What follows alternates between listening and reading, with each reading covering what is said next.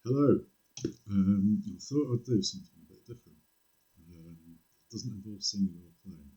I'm going to explain, well, I thought I would explain um, the inspiration behind my music, but also the events that kind of led to me actually writing songs. Because I'm aware that obviously sometimes people listen to things and think, "Oh, what was that about? What the hell does it mean by that?" And whilst I believe kind of music is everybody puts their own interpretation on it, which is how it should be, I thought I'd just maybe explain the inspiration behind it. So, for me, it came about quite late in life, relatively. I was 10 years ago, I was 45, and I'd played cello a little bit when I was younger, and I'd always had a guitar hanging around in the house, which I'd played bits of covers of various things and never kind of really learned the full song. I knew lots of bits of different songs. And then out of the blue in 2014, I had an event in my life called a spiritual awakening. And I'll come to that later as to the specifics of what it means or what I believe it means. But that changed my life. I was lying on the sofa one Sunday night watching TV, and suddenly, bam, I had this kind of burst of energy which radiates kind of throughout your body. And I was like, what the hell happened there? I actually wondered if I thought I'd died. And I turned to kind of watch the TV and thought, well, if so, there's still TV here, so it can't be that bad.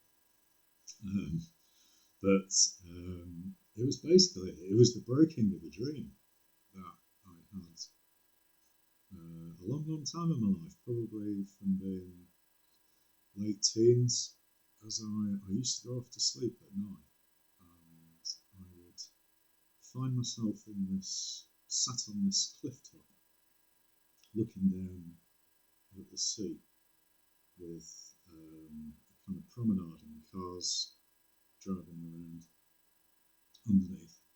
And then there was this kind of structure which was kind of like Roman pillars and a black and white chessboard floor underneath me. And this used to drive me mad. I've wondered most of my life what this meant. It's like this place. It's so frustrating that I can dream of a place and not know what it is or where it is. And anyway, fast forward to the awakening, 2014. I'm lying watching TV, and bang, this has all happened. And I turned to the TV, and I'd obviously not been really paying attention, but on the TV is a woman stood on a black and white chessboard floor in this kind of Colosseum type building or structure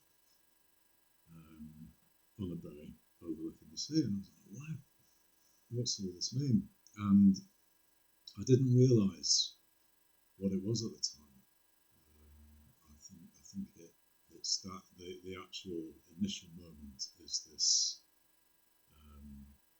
kind of event which triggers this questioning process within you.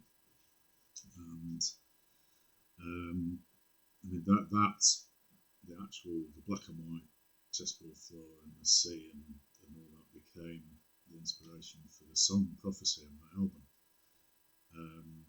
But the actual bigger change was the awakening and what it meant for my life, which What's spiritual awakening? Nobody knows. There are lots of people in the world who will tell you that they do know, and what it all means.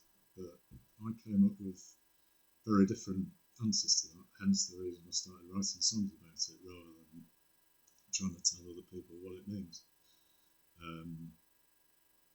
I think it's an invitation to question the truth, or to question the actual word truth, which is an illusion as far as I'm concerned.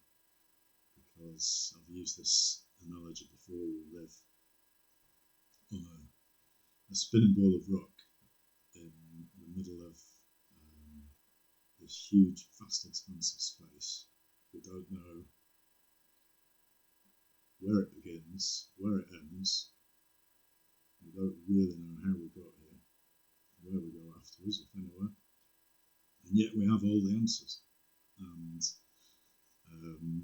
that became a theme through a lot of the music that I write, or certainly lyrically, is really about not the answers. It's about questions, and kind of letting go of the need for those answers. And I think there is a reward in that. Not so much that people talk about enlightenment as being some great realization of the truth, but I would take the opposite view. It's actually the realization that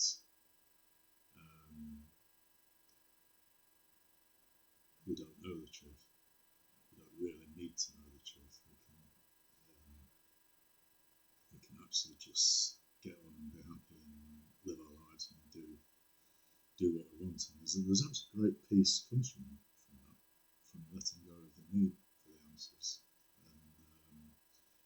And I think, really, whilst I have written things from a personal perspective about personal events, I think the main theme a lot of the stuff that I've written, certainly lately and put out there, is this kind of depiction of an inner journey in me through art, and I thought that was something I'd share.